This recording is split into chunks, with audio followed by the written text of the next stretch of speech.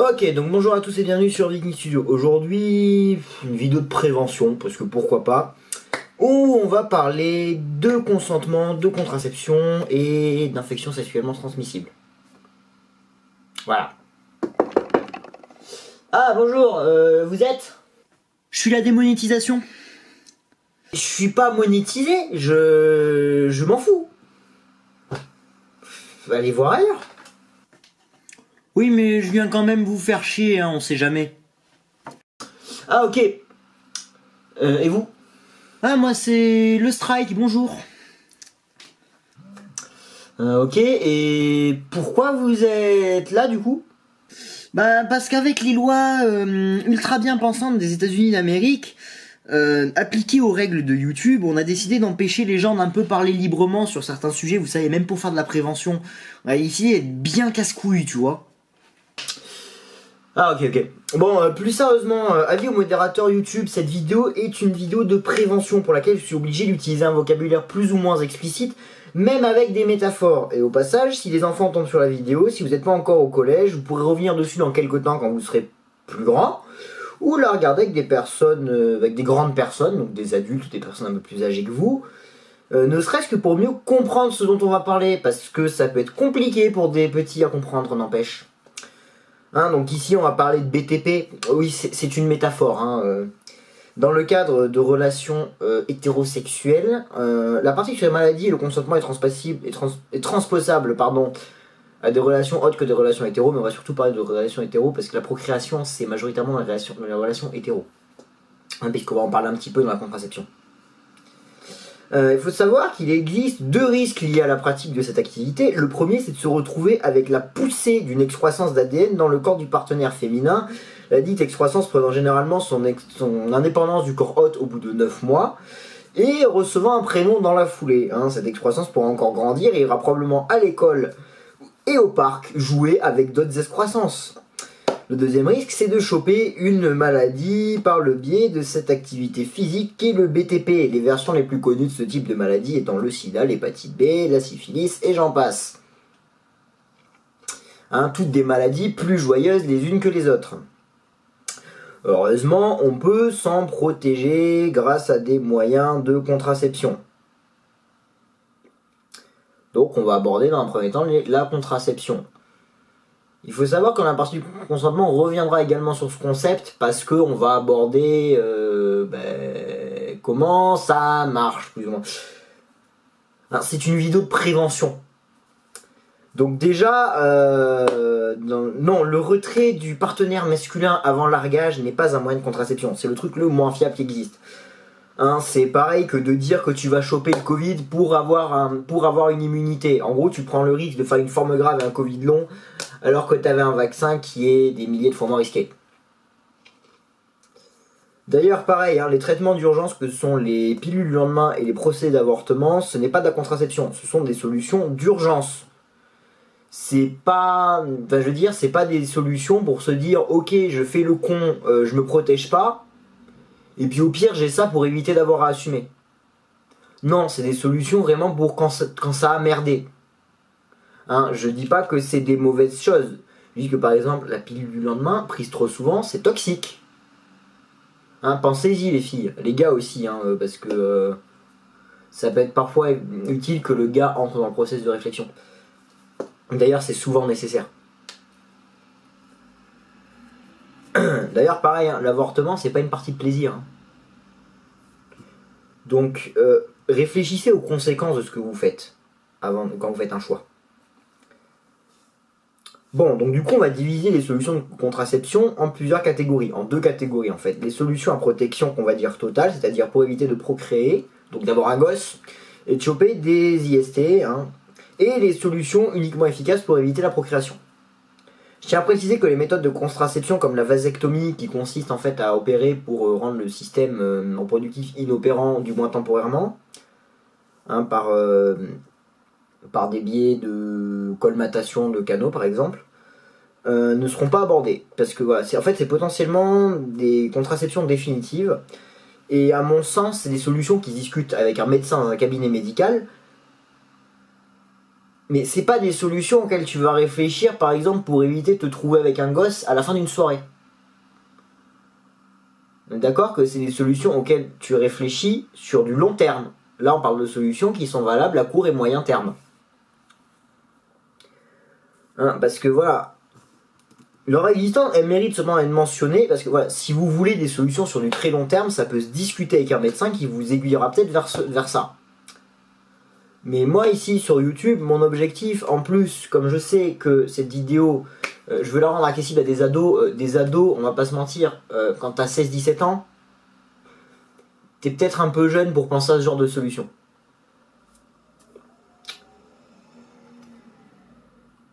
Même des jeunes adultes, hein, je veux dire, c'est un choix, là pour le coup, si vous voulez des solutions sur très long terme parce que vous voulez vraiment pas du tout d'enfants et que vous voulez être tranquille, parlez-en avec le médecin, mais sinon, orientez-vous plutôt vers les solutions dont on va parler ici. Donc on va commencer par les protections qu'on a dites totales plus haut. Là c'est simple, mais il n'existe qu'une seule solution, trouvable en deux versions, la sempiternelle capote. Qu'on retrouve en version féminine et masculine, pour vous en procurer un supermarché, pharmacie, infirmerie du collège-lycée je crois, centre médico-universitaire, chez le médecin aussi je pense. D'autres, voilà, c'est assez facile à se procurer, il n'y a pas besoin d'ordonnance, sauf si vous ne voulez pas les payer, vous pouvez en avoir sur ordonnance. Par exemple, les personnes qui sont porteurs de MST, il me semble que c'est faisable d'en avoir sur ordonnance. En général, quand quelqu'un par exemple a le sida, pour éviter qu'il le transmette, on va lui donner de quoi protéger les autres. Parce qu'une fois que tu as la maladie, c'est surtout les autres que tu vas protéger. Par contre, tant que tu n'as pas la maladie, la capote elle te protège toi-même aussi. C'est probablement la méthode de contraception la plus efficace qui existe, il faut juste pas l'oublier. Donc on va commencer par la version masculine qui est la plus connue. Peut-être parce que c'est également l'une des seules méthodes de contraception qu'on peut utiliser quand on veut, comme on veut, un peu, qui est efficace, qui existe chez les mecs. Autrement, voilà, c'est des trucs genre vasectomie. Et je veux dire, c'est pas, tu te dis, ah merde, je suis en soirée, il me faut une solution pour me protéger, je vais faire une vasectomie. Non, par contre, si t'as une capote sur toi, c'est efficace. Bon, alors déjà, quand vous en procurez, que ce soit pour les capotes féminines ou masculines, vérifiez vérifiez dans la composition s'il y a ou non présence de latex. En fait, c'est un allergène, donc privilégiez un produit qui n'en contient pas. Bon, surtout si vous n'avez pas de partenaire régulier. Parce que autrement, sinon, si tu sais que la personne avec qui tu couches n'a pas d'allergie, c'est bon. Et faites gaffe à la taille aussi. Cette taille, elle est mesurable. Donc il vous faut mesurer la circonférence de votre engin en phase de pleine vigueur au point le plus large. Et autre chose les gars, n'hésitez pas, moi une fois en mettre une pour vous entraîner, ça peut faire gagner du temps. Surtout si après tu vas l'utiliser à 3 grammes torché en soirée. Je recommande pas de coucher avec quelqu'un à 3 grammes torché en soirée, mais on sait jamais, ça peut arriver. Il vaut mieux savoir s'en servir. Et enfin, surtout, voilà, pour les mecs célibataires qui vont souvent en soirée, parce qu'en général, si t'es en couple, tu vas pas coucher avec d'autres filles. Faites en sorte de toujours avoir une capote non périmée sur vous, dans le portefeuille par exemple. Oui, parce que faites gaffe aux dates de péremption. Et si vous jugez que c'est nécessaire, prenez du lubrifiant, ça peut éviter une rupture de l'objet. Putain, voilà, là la modération YouTube, elle doit être en PLS. Oula. Bon, maintenant on va parler de la version féminine. Là, globalement, là aussi, il faut évaluer la nécessité de lubrifier et la présence ou non de latex. Parce qu'effectivement, la rupture de l'outil, ça peut amener un accident chiant du type maladie chiante, ou Romuald a amené à la maternelle dans 3-4 ans, même à la crèche un peu avant, tu vois. Mais ça serait con de se retrouver avec un Romuald à amener à la maternelle en 3-4 ans parce que t'as merdé. Parce que aller acheter du lait, ça va bien 2 minutes, mais assumer, c'est mieux quand tu merdes. Donc pour les préservatifs féminins, on retrouve un avantage qui peut aider. Et là, vous savez, quand on utilise une capote, il faut la mettre juste avant de rentrer et se retirer et l'enlever dès que tu as lâché la purée. Dans le cas d'un préservatif féminin, il est possible de le mettre à l'avance. Alors pas 10 jours avant, mais genre avant de commencer. Tu vois, alors que par exemple, avant de commencer, chez un mec, t'es pas forcément prêt pour la mettre. Et pas besoin de l'enlever tout de suite quand c'est fini. Et du coup, le gars n'a pas besoin de se retirer tout de suite quand il est largué. Ça peut être un avantage. Aussi, alors, là, c'est quelque chose. Les filles, si quand vous allez en soirée, si jamais ça craint, bon, déjà n'y allez pas quand c'est craignos. Mais si jamais vous devez aller dans des trucs craignos, si jamais t'as pas le choix, ça peut arriver malheureusement. En fait, vous pouvez la mettre avant d'aller en soirée, ce qui fait une protection pendant la durée de la soirée. Bon, donc maintenant qu'on a vu le moyen de contraception le plus efficace, allons voir le reste. Et là, on trouve uniquement des moyens de contraception féminins. En fait, là, le but, c'est d'empêcher de procréer. Et le plus efficace, en fait, c'est de mieux maîtriser, et surtout qui est le mieux maîtrisé, c'est de rendre la grossesse impossible. Rendre le sperme infertile, donc en gros que dans le sperme il n'y ait plus de spermatozoïdes, c'est beaucoup plus difficile que bloquer l'ovulation ou d'empêcher l'annihilation dans l'utérus. Je vais pas vous faire un dessin. L'ovulation, c'est un ovule par mois, en règle générale. Il peut y avoir des exceptions. Le sperme, c'est des milliards de spermatozoïdes. Je vais s'imaginer qu'est-ce qui est le plus compliqué entre bloquer la production de milliards de gamètes quotidiennement, limite, et la production d'une gamète mensuellement. Surtout qu'on maîtrise mieux les flux d'hormones. En fait, surtout qu'on maîtrise mieux les flux d'hormones chez les femmes que chez les hommes. Bon, donc déjà, il faut savoir qu'on trouve des trucs plus ou moins efficaces avec des fonctionnements divers et variés. Déjà, on a les contraceptions hormonales que sont la pilule et l'implant. Et putain, je suis pas allé plus loin dans le script, je suis con. Donc la pilule et l'implant, c'est hormonal. Globalement, les deux, en fait, c'est un traitement à base d'hormones qui va empêcher l'ovulation et rendre la nidation dans l'utérus plus difficile. En gros, si jamais il y a quand même ovulation et fécondation, normalement la paroi utérine ne sera pas prête pour recevoir un éventuel bébé. Donc l'implant, c'est une espèce de tige qui se met dans le bras par exemple, qui contient des hormones et qui va diffuser dans le corps. C'est assez fiable, franchement. Et ça se renouvelle tous les 3 ans, à peu près. En règle générale, on va pas rentrer dans les détails. Après, on peut également trouver ça sous la pilule, qui se renouvelle quotidiennement pour le coup, donc avec un traitement quotidien. Globalement, c'est la même chose. C'est juste qu'il y en a un, c'est du...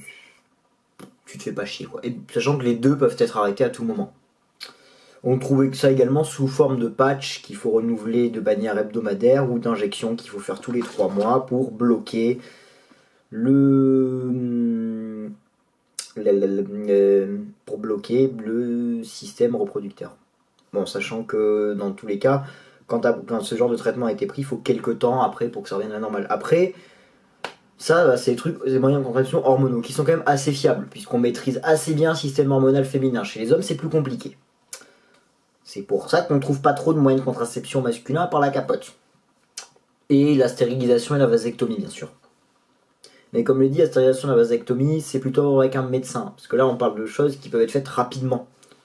Après, il y a également le stérilet. Le stérilet, c'est plus de l'hormonal, mais ça peut être plus ou moins hormonal. En fait, le stérilet, c'est un espèce de thé qui se met dans la cavité de l'utérus. Et donc, de base, c'est en cuivre. Et en fait, ça empêche la nidation. Tout simplement. Et il peut être hormonal pour bloquer l'ovulation au passage. Et être plus efficace. Ça se renouvelle tous les 5 à 10 ans, en règle générale. Après, on trouve également d'autres moyens de contraception comme des anneaux. Donc en fait, l'anneau, c'est quoi ? C'est donc l'anneau contraceptif. C'est un truc qui se met... c'est un anneau vaginal en fait, qui se met dans le vagin, du coup, qui empêche la grossesse en libérant des hormones. Donc c'est également hormonal, je l'avais oublié. Le problème, c'est qu'il ne faut pas oublier de le mettre en place. Et voilà, en gros, c'est quelque chose qui se met... Bon. Mais c'est pas... J'avais autre chose en tête, qui sont le diaphragme et la cape cervicale. Alors ça, niveau fiabilité... c'est... comment dire? Pas ouf. Du point de vue que, en fait, dans les deux cas, c'est un truc en plastique qui se met au fond de la chatte. Donc, c'est une coupelle qui est plus ou moins grande, en fait. En fait, ça couvre le col de l'utérus. Sauf que à tout moment, ça peut bouger et laisser passer.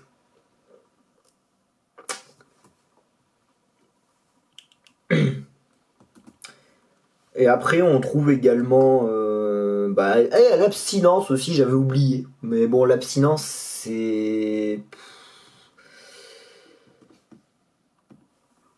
comment dire? C'est pas ouf. On trouve également l'éponge. En fait, l'éponge, c'est un truc qui se met au fond de la chatte et qui contient un spermicide. Qui aide à prévenir la grossesse. Et d'ailleurs, les spermicides sont un moyen de contraception. Par exemple, il y a une éponge, donc tu les mets dedans, en fait, ça bute les spermatozoïdes. C'est pas super efficace. Bon, on a fini de parler des moyens de contraception. Maintenant, on va parler de tout ce qui est, on va dire, consentement, etc. Donc alors déjà,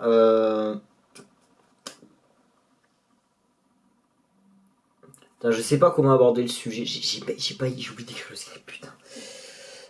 Mais je veux quand même finir de tourner cette vidéo parce que j'aurai pas le temps de la tourner à un autre moment. Donc alors le consentement c'est quoi? Le consentement c'est le fait de dire oui pour faire quelque chose ou de dire non quand tu n'es pas consentant. Le consentement est extrêmement important dans la vie pour pas mal de choses, mais entre autres pour les relations...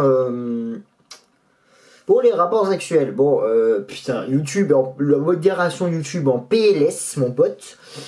Alors, clairement, ça marche dans les deux sens. Si la fille est pas consentante, tu fais rien. Si le mec est pas consentant, tu fais rien. Qu'on soit clair. Ça marche dans les deux sens. C'est aussi grave qu'un mec force une fille qu'une fille force un mec, parce que ça existe dans les deux sens. Que vous le vouliez ou non. Il est extrêmement important que le consentement soit toujours respecté. Sachant, les gars et les filles, bourré à 2h du mat, tu n'as plus tout ton discernement, on ne peut pas considérer qu'il y a consentement. On évite d'aller coucher avec quelqu'un à 2h du mat. Hein, juste, évitez. Pourquoi? Parce que tu n'as plus tout ton jugement quand tu es complètement torché. Pareil quand tu es défoncé. D'ailleurs, petit conseil, quand vous allez en soirée, bon, prévoyez de quoi vous protéger, genre capote, mais évitez. Évitez d'aller coucher avec des inconnus en soirée. À la limite, si c'est avec la personne avec qui vous êtes en couple. Mais bon, vous ne forcez pas quelqu'un. Qu'on soit bien clair, et vous vous laissez pas forcer non plus. D'ailleurs, faites gaffe aussi en soirée à votre verre qu'il n'y ait pas du GHB dedans, parce que c'est de plus en plus fréquent malheureusement. Voilà, donc du coup, voilà, faites très très attention à ça dans votre vie, mais vraiment. D'ailleurs, hein, pareil, avec si vous avez un partenaire régulier, ça peut être pas mal de se faire tester pour les MST et compagnie. Parce que justement, en fait, la contraception, que ce soit pour se protéger des maladies ou pour se protéger d'avoir un gosse, ça se discute. On va pas se mentir, ça se discute. Hein, parce qu'avoir un gosse, après tout, c'est une décision qui se discute.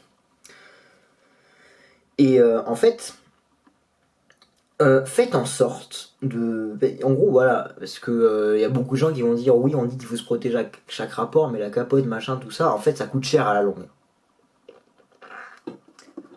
Mais testez-vous, et puis si vous êtes parfaitement clean, que les deux, il n'y a aucun problème, et qu'il n'y en a pas un des deux qui va coucher avec d'autres tous les 4 matins, même juste qu'il n'a pas d'autres partenaires, qu'il n'a pas un des deux qui a d'autres partenaires à côté, il n'y a aucun risque.